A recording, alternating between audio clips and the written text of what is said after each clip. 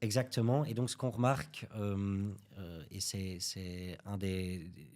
une des conséquences en fait de l'iniquité, c'est qu'il y a 120 points d'écart au test PISA, donc les fameux tests PISA qui sortent tous les 3-4 ans, je pense. Oui.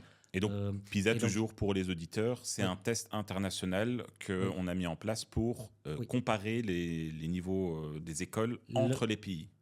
Entre les pays, mais aussi interpays, on peut grouper les écoles entre les plus favorisées, les plus Ok. défavorisées.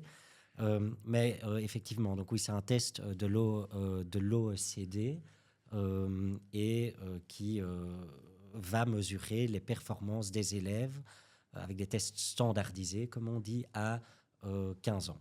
Et qu'est-ce que ça représente, ces 120 points de Voilà, différence? exactement. Donc c'est 120 points de différence. En fait, bon, il y a plusieurs sources qui interprètent de façon différente ces 120 points d'écart. Mais concrètement, 30 points d'écart, c'est une année d'apprentissage. Et donc, quand on voit qu'il y a 120 points d'écart entre les 25% des élèves les plus favorisés versus les 25% les plus défavorisés, pour le dire comme ça veut dire qu'en fait, il y a 3, 4.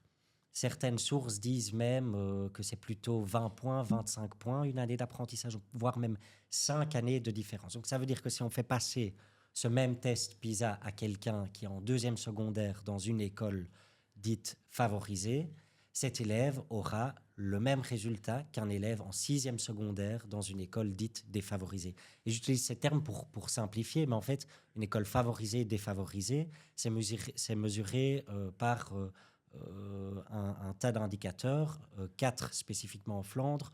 En Wallonie, ce sont plutôt 7 indicateurs, mais qu'on peut quand même regrouper dans les 4 mêmes groupes. Donc